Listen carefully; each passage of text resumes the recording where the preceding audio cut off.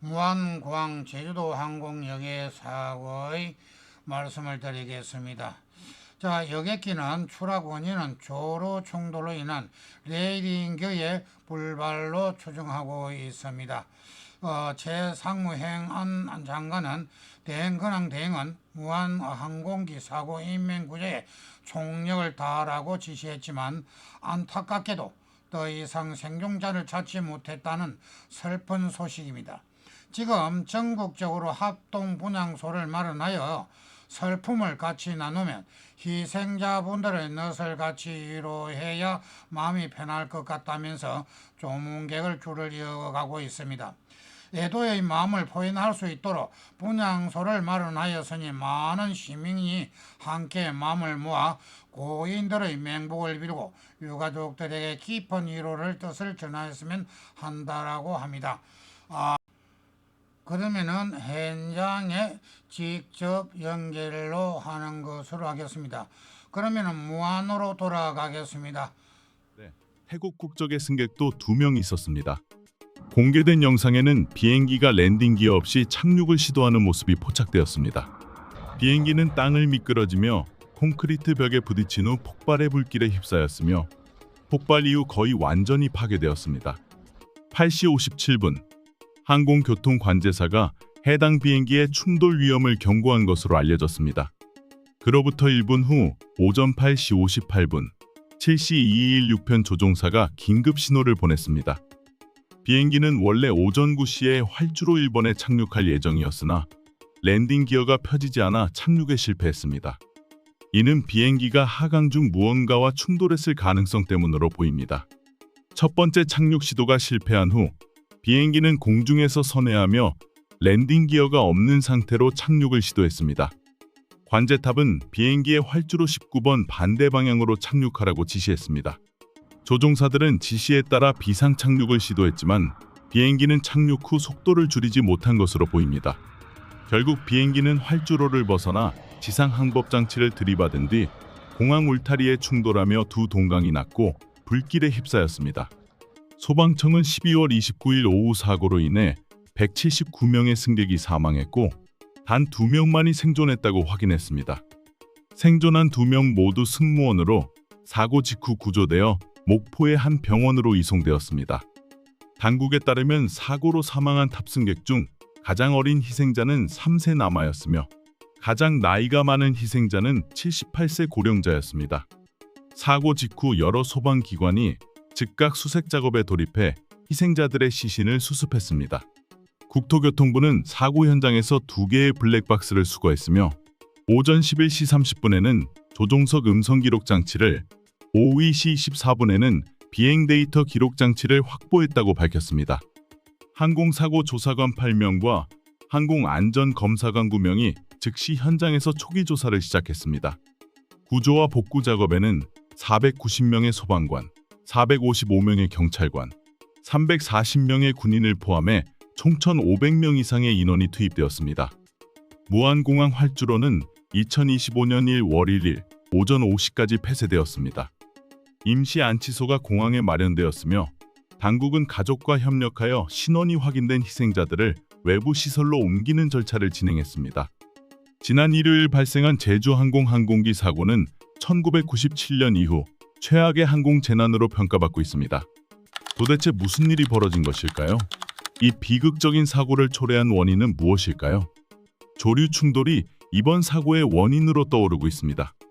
관계자들은 사고 발생 몇 분 전 항공교통관제사가 비행기의 세와의 충돌 위험에 대해 경고했다고 밝혔습니다. 정확한 사고 시간은 회수된 블랙박스 데이터를 통해 밝혀질 예정입니다. 관계자들은 또한 활주로의 길이가 사고의 원인이 아니라고 강조했습니다. 활주로 양 끝에는 보호벽이 설치되어 있으며 공항의 설계는 항공안전 기준을 준수하고 있다고 관계자들은 주장했습니다. 조류 충돌로 인한 사고라는 가설은 언론이 제주항공 탑승객이 사고 몇 분 전 가족에게 보낸 메시지를 공개하면서 더욱 신빙성을 얻었습니다. 해당 탑승객은 사고 발생 몇 분 전 가족에게 메시지를 보냈습니다. 이 메시지는 현지 시간으로 12월 29일 오전 9시에 전송된 것으로 확인되었습니다. 이는 비행기가 활주로에 추락하고 공항 울타리를 들이받아 화재가 발생하기 약 3분 전에 보내진 것입니다. 공항 직원들은 사고 발생 몇 시간 전 일요일 아침 무안국제공항 활주로에서 유난히 큰 새떼를 목격했다고 밝혔습니다. 직원들은 이전에 이처럼 많은 새가 공항 주변에 모인 적이 없었다고 전했습니다. 이러한 목격은 공항의 조류 통제 조치가 충분했는지에 대한 의문을 제기했습니다. 법률은 공항이 전문 인력과 장비를 통해 연중무휴로 조류를 방지하는 조치를 유지해야 한다고 규정하고 있습니다. 사고의 정확한 원인은 아직 조사 중이지만 이번 사건은 국제 언론의 주목을 받고 있습니다. 이를 계기로 이번 비극의 진정한 원인을 둘러싸고 여러 논란이 불거졌습니다. 조류 충돌 가능성에 대한 보고는 여전히 해답을 찾지 못한 여러 질문을 던지고 있습니다.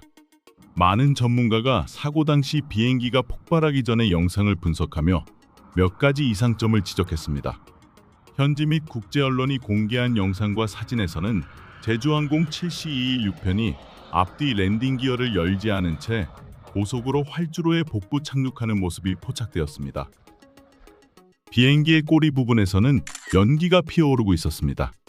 전문가들은 비행기의 랜딩 기어, 특히 착륙과 이륙에 필요한 바퀴가 착륙 직전에 완전히 작동하지 않은 것으로 보인다고 언급했습니다. 하지만 이 부품이 작동하지 않은 이유는 명확하지 않습니다.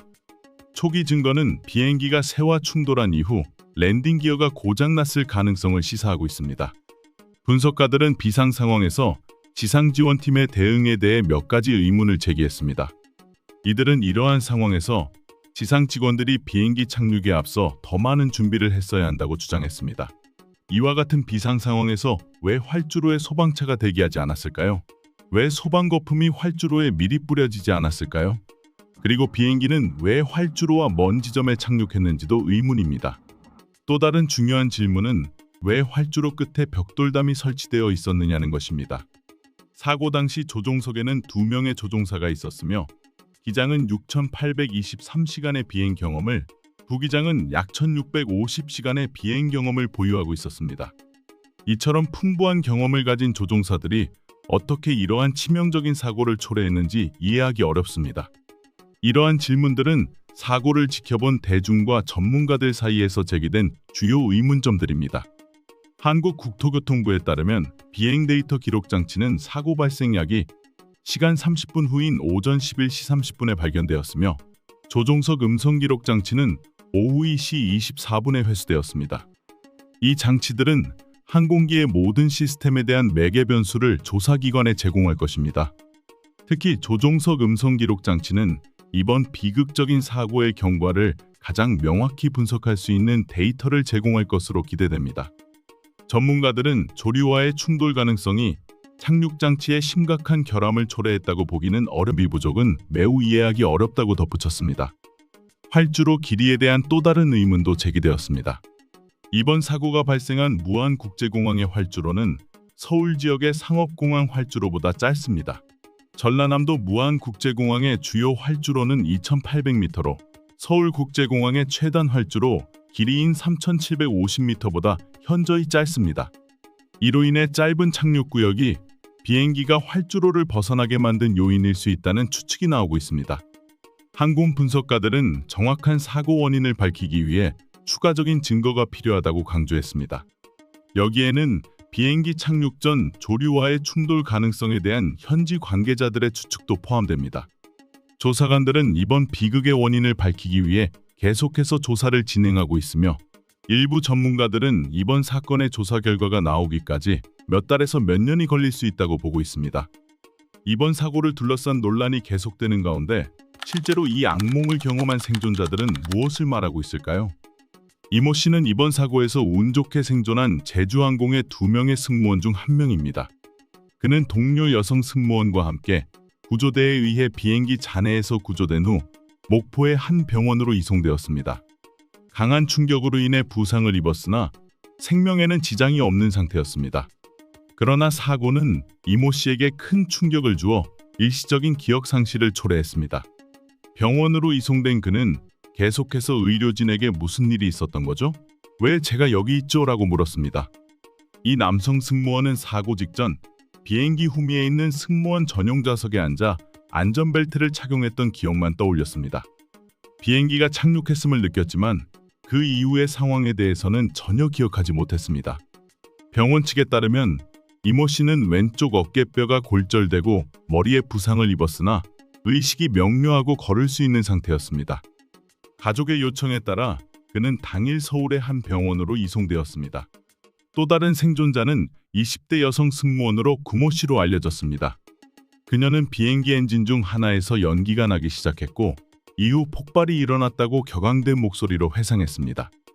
구모 씨는 경미한 부상을 입었으나 생명에는 위협이 없었습니다. 두 승무원은 모두 비행기 후미에서 구조되었으며 구조 당시 두 사람 모두 의식이 명확한 상태였습니다. 이들의 증언은 지상에서 목격된 상황과도 일치했습니다.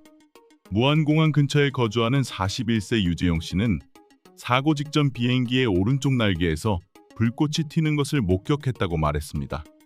가족에게 비행기가 문제가 있어 보인다고 말하던 중 큰 폭발음이 들렸습니다라고 그는 회상했습니다. 또 다른 목격자인 조모 씨는 당시 공항에서 약 4km 떨어진 곳을 걷고 있던 중 비행기가 문제가 생긴 것을 발견했다고 증언했습니다. 그는 비행기가 고도를 낮추는 것을 보고 착륙을 시도하는 것으로 생각했으며 비행기에서 불꽃이 튀는 것을 보았습니다. 이어 커다란 폭발음과 함께 연기가 피어오르고 이후 연쇄적인 폭발음이 들렸다고 말했습니다. 70세 김용철 씨는 비행기가 첫 번째 착륙 시도에 실패한 후 다시 선회하여 다른 곳에서 착륙을 시도하던 중 사고가 발생했다고 말했습니다. 그는 사고 발생 약 5분 전 금속 충돌음이 2차례 들렸다고 기억했습니다. 비행기가 착륙에 실패한 후 다시 상승하는 모습을 본 뒤 큰 폭발음과 함께 하늘로 치솟는 검은 연기를 보았다고 회상했습니다. 사고 발생 몇 시간 후 사고 항공기에 탑승했던 가족들이 무안국제공항의 대기실에 모였습니다. 구급대원들은 지문을 통해 신원이 확인된 수십 명의 희생자 명단을 발표했습니다. 무안소방서장 이정현 씨가 대기 중이던 가족들에게 대부분의 탑승객이 사망한 것으로 보인다고 전하자 대기실은 순간 침묵에 휩싸였습니다. 이내 무안국제공항 곳곳에서 울음소리와 비명소리가 울려 퍼졌습니다. 수백 명의 가족들이 연령에 상관없이 통곡하며 사랑하는 이들의 생사를 확인하기 위해 애타는 기다림을 견뎌야 했습니다. 몇몇 가족들은 정부와 항공사의 느린 대응에 분노를 표했습니다.